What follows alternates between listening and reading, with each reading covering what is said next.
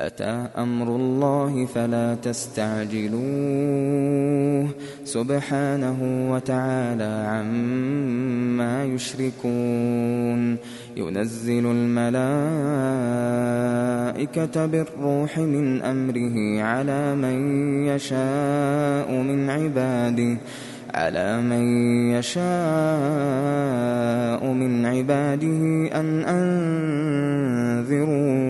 أن أنذروا أنه لا إله إلا أنا فاتقون خلق السماوات والأرض بالحق تعالى عما يشركون خلق الإنسان من نطفة فإذا هو خصيم مبين والأنعام خلقها لكم فيها دفء ومنافع ومنها تأكلون ولكم فيها جمال حين تريحون وحين تسرحون وتحمل أثقالكم إلى بلد لم تكونوا بالغيه إلا بشق الأنفس إن ربكم لرؤوف رحيم والخيل والبغال والحمير لتركبوها وزينة ويخلق ما لا تعلمون وعلى الله قصد السبيل ومنها جائر ولو شاء لهداكم أجمعين هو الذي أنزل من السماء ماء لكم منه شراب ومنه شجر فيه تسيمون ينبت لكم به الزرع والزيتون والنخيل والأعناب ومن كل الثمرات إن في ذلك لآية لقوم يتفكرون وسخر لكم الليل والنهار والشمس والقمر والنجوم مسخرات بأمره إن في ذلك لآيات لقوم يعقلون وما ذرأ لكم في الأرض مختلفا ألوانه إن في ذلك لآية لقوم يذكرون وهو الذي سخر البحر لتأكلوا منه لحما طريا وتستخرجوا منه حلية تلبسونها وترى الفلك مواخر فيه ولتبتغوا من فضله ولعلكم تشكرون وألقى في الأرض رواسي أن تميد بكم وأنهارا وسبلا لعلكم تهتدون وعلامات وبالنجم هم يهتدون أفمن يخلق كمن لا يخلق أفلا تذكرون أفمن يخلق كمن لا يخلق أفلا تذكرون وإن تعدوا نعمة الله لا تحصوها إن الله لغفور رحيم والله يعلم ما تسرون وما تعلنون والذين يدعون من دون الله لا يخلقون شيئا وهم يخلقون أموات غير أحياء وما يشعرون أيان يبعثون إلهكم إله واحد فالذين لا يؤمنون بالآخرة قلوبهم منكرة وهم مستكبرون لا جرم أن الله يعلم ما يسرون وما يعلنون إنه لا يحب المستكبرين. وإذا قيل لهم ماذا أنزل ربكم قالوا أساطير الأولين ليحملوا أوزارهم كاملة يوم القيامة ومن أوزار الذين يضلونهم بغير علم ألا ساء ما يزرون. قد مكر الذين من قبلهم فأتى الله بنيانهم من القواعد فخر عليهم السقف من فوقهم وأتاهم العذاب من حيث لا يشعرون. ثم يوم القيامة يخزيهم ويقول أين شركائي الذين كنتم تشاقون فيهم قال الذين أوتوا العلم إن الخزي اليوم والسوء على الكافرين الذين تتوفاهم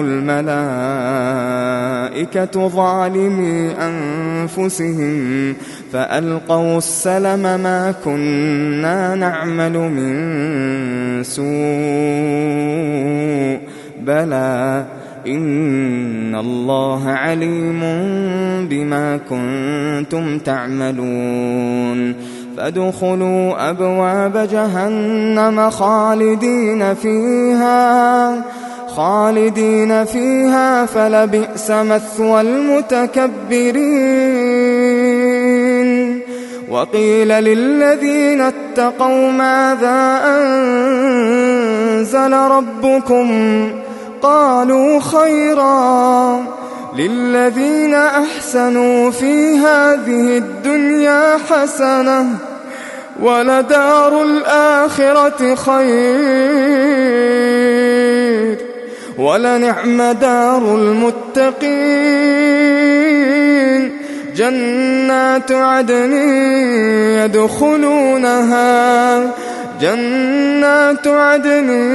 يدخلونها تجري من تحتها الأنهار لهم فيها ما يشاءون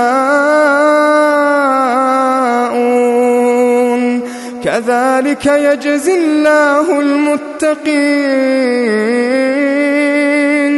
الذين تتوفاهم الملائكة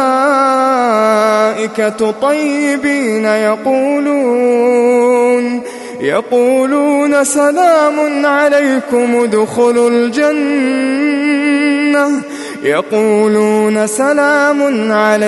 ادخلوا الجنة بما كنتم تعملون. هل ينظرون إلا أن تأتيهم الملائكة أو يأتي أمر ربك كذلك فعل الذين من قبلهم وما ظلمهم الله ولكن كانوا أنفسهم يظلمون. فأصابهم سيئات ما عملوا وحاق بهم ما كانوا به يستهزئون. وقال الذين أشركوا لو شاء الله ما عبدنا من دونه من شيء نحن ولا آباؤنا ولا حرمنا من دونه من شيء كذلك فعل الذين من قبلهم فهل على الرسل إلا البلاغ المبين. ولقد بعثنا في كل أمة رسولا أن اعبدوا الله واجتنبوا الطاغوت فمنهم من هدى الله ومنهم من حقت عليه الضلالة فسيروا في الأرض فانظروا كيف كان عاقبة المكذبين إن تحرص على هداهم فإن الله لا يهدي من يضل وما لهم من ناصرين وأقسموا بالله جهد أيمانهم لا يبعث الله من يموت بلى وعدا عليه حقا ولكن أكثر الناس لا يعلمون ليبين لهم الذي يختلفون فيه وليعلم الذين كفروا أنهم كانوا كاذبين إنما قولنا لشيء إذا أردناه أن نقول له كن فيكون والذين هاجروا في الله من بعد ما ظلموا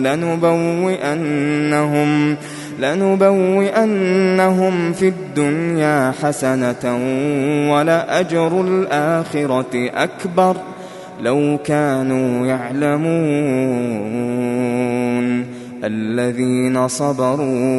الذين صبروا وعلى ربهم يتوكلون وما أرسلنا من قبلك إلا رجالا نوحي إليهم فاسألوا أهل الذكر إن كنتم لا تعلمون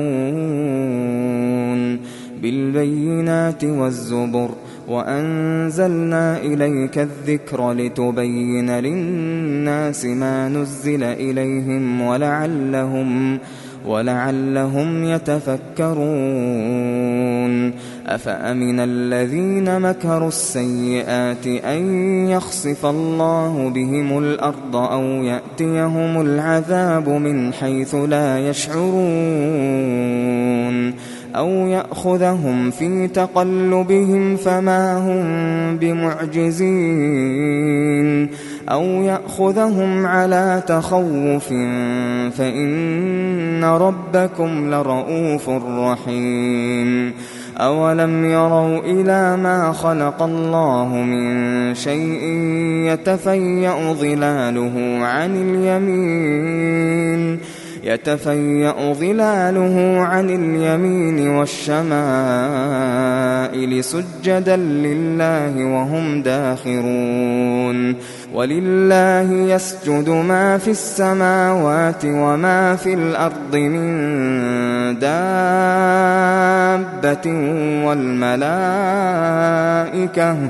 والملائكة وهم لا يستكبرون يخافون ربهم من فوقهم ويفعلون ما يؤمرون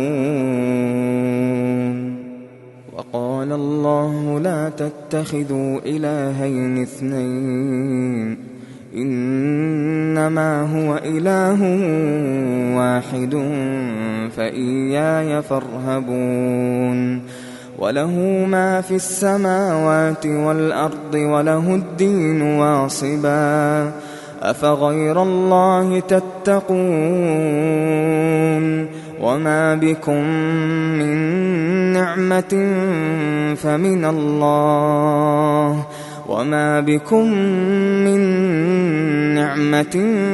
فمن الله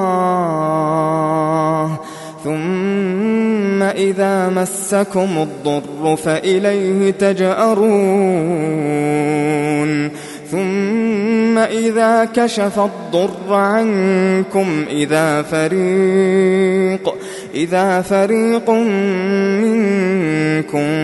بربهم يشركون ليكفروا بما آتيناهم فتمتعوا فسوف تعلمون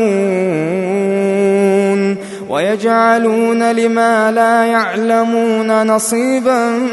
مما رزقناهم تالله لتسألن عما كنتم تفترون ويجعلون لله البنات سبحانه ولهم ما يشتهون وإذا بشر أحدهم بالأنثى ظل وجهه مسودا وهو كظيم يتوارى من القوم من سوء ما بشر به أيمسكه على هون أم يدسه في التراب ألا ساء ما يحكمون للذين لا يؤمنون بالآخرة مثل السوء ولله المثل الأعلى وهو العزيز الحكيم ولو يؤاخذ الله الناس بظلمهم ما ترك عليها من دابة ولكن يؤخرهم إلى أجل مسمى فإذا جاء أجلهم لا يستأخرون ساعة ولا يستقدمون ويجعلون لله ما يكرهون وتصف ألسنتهم الكذب أن لهم الحسنى لا جرم أن لهم النار وأنهم مفرطون تالله لقد أرسلنا إلى أمم من قبلك فزين لهم الشيطان أعمالهم فهو وليهم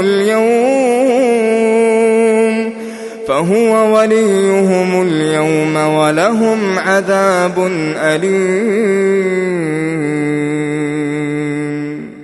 وما أنزلنا عليك الكتاب إلا لتبين لهم الذي اختلفوا فيه وهدى ورحمة لقوم يؤمنون والله أنزل من السماء ماء فأحيا به الأرض بعد موتها إن في ذلك لآية لقوم يسمعون وإن لكم في الأنعام لعبرة نسقيكم مما في بطونه من بين فرث ودم لبنا خالصا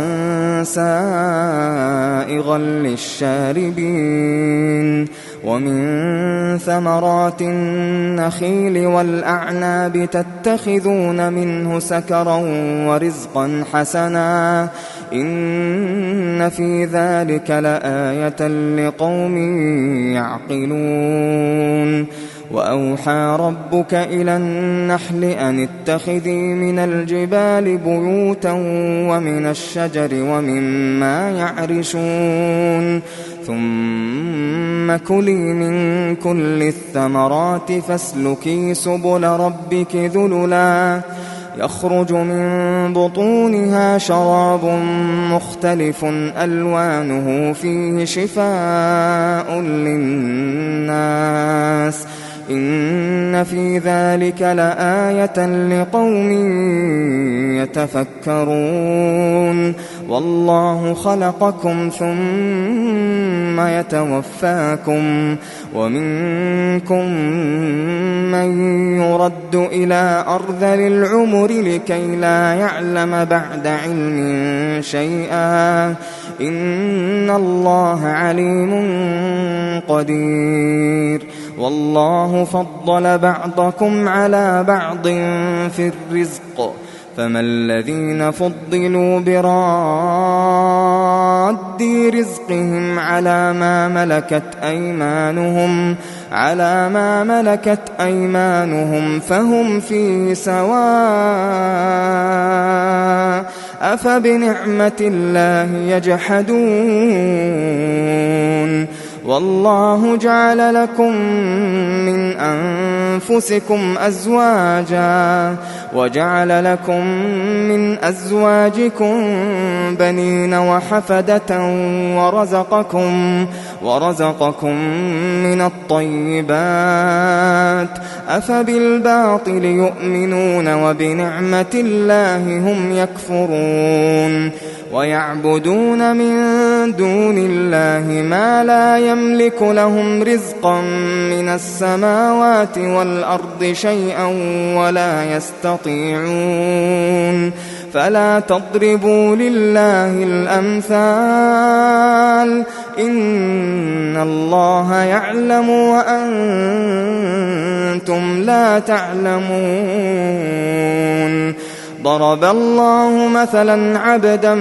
مملوكا لا يقدر على شيء ومن رزقناه منا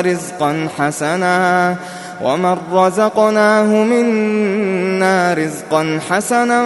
فهو ينفق منه سرا وجهرا هل يستوون الحمد لله بل أكثرهم لا يعلمون وضرب الله مثلا الرجلين أحدهما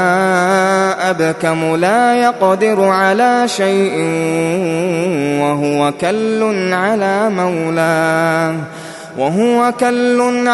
مولاه أينما يوجهه لا يأت بخير هل يستوي هو ومن يأمر بالعدل وهو على صراط مستقيم ولله غيب السماوات والأرض وما أمر الساعة إلا كلمح البصر أو هو أقرب إن الله على كل شيء قدير والله أخرجكم من بطون أمهاتكم لا تعلمون شيئا وجعل لكم السمع والأبصار والله أخرجكم من بطون أمهاتكم لا تعلمون شيئا وجعل لكم السمع والأبصار والأفئدة لعلكم تشكرون ألم يروا إلى الطير مسخرات في جو السماء ما يمسكهن إلا الله إن في ذلك لآيات لقوم يؤمنون والله جعل لكم من بيوتكم سكنا وجعل لكم من جلود الأنعام بيوتا تستخفونها يوم ظعنكم ويوم إقامتكم ومن أصوافها وأوبارها وأشعارها أثاثا ومتاعا إلى حين والله جعل لكم مما خلق ظلالا وجعل لكم من الجبال أكنانا وجعل لكم من الجبال أكنانا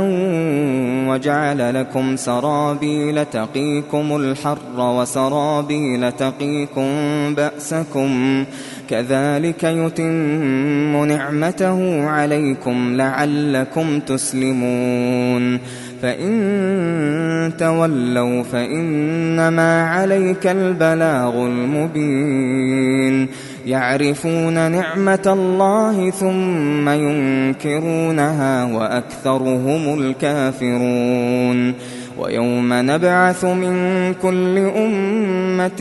شهيدا ثم لا يؤذن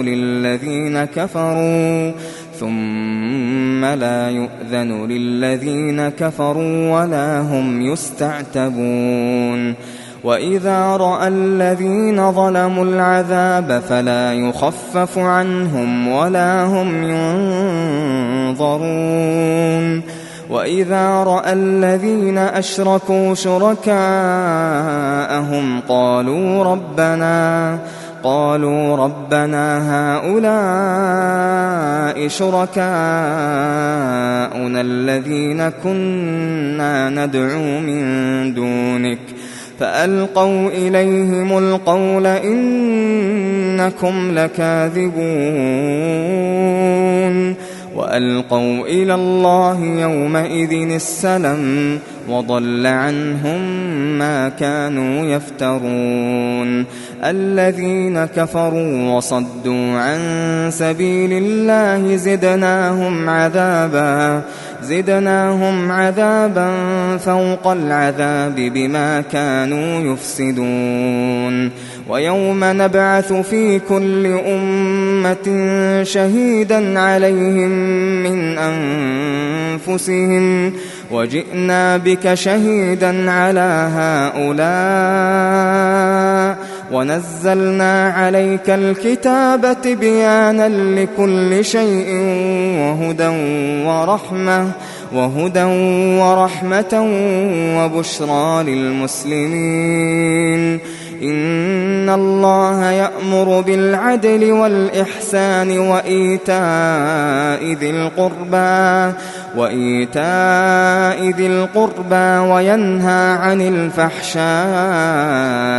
والمنكر والبغي يعظكم لعلكم تذكرون وأوفوا بعهد الله إذا عاهدتم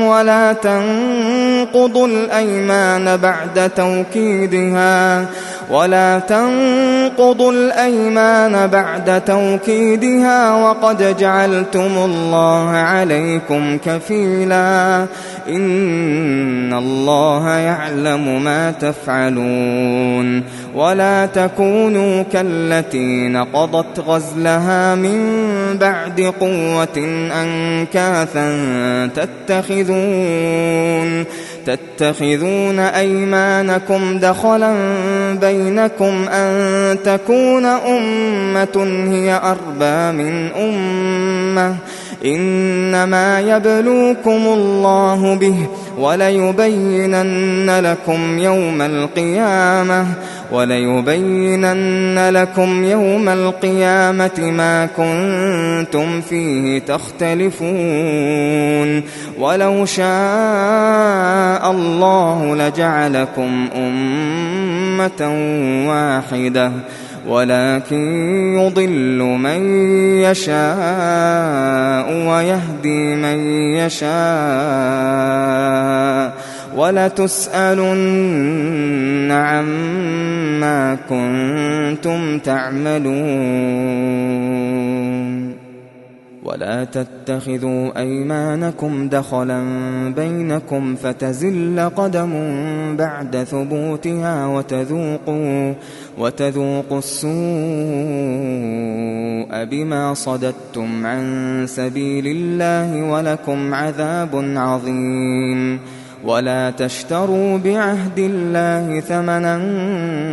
قليلا إنما عند الله هو خير لكم إن كنتم تعلمون ما عندكم ينفد وما عند الله باق ما عندكم ينفد وما عند الله باق ولنجزين الذين صبروا أجرهم بأحسن ما كانوا يعملون من عمل صالحا من ذكر أو أنثى وهو مؤمن فلنحيينه حياة طيبة ولنجزينهم أجرهم بأحسن ما كانوا يعملون فإذا قرأت القرآن فاستعذ بالله من الشيطان الرجيم إنه ليس له سلطان على الذين آمنوا وعلى ربهم يتوكلون إنما سلطانه على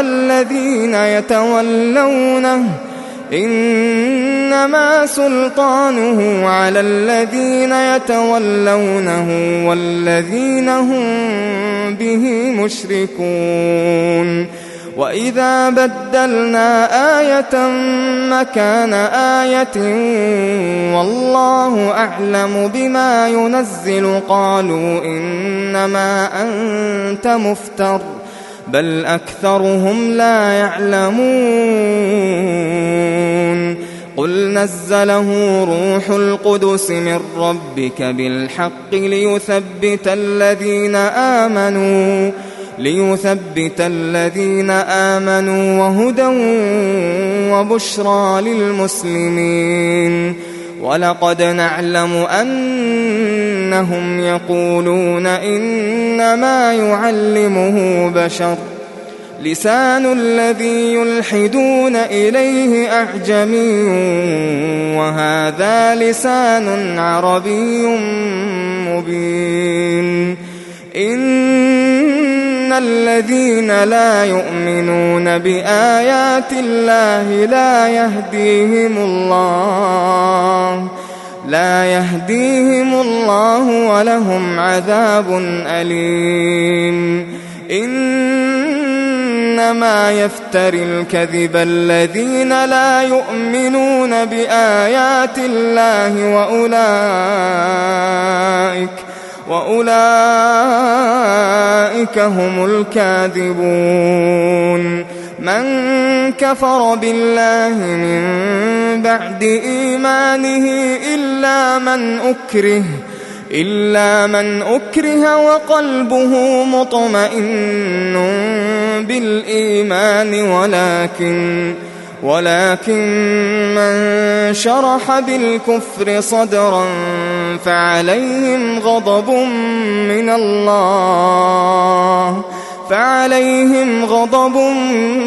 من الله ولهم عذاب عظيم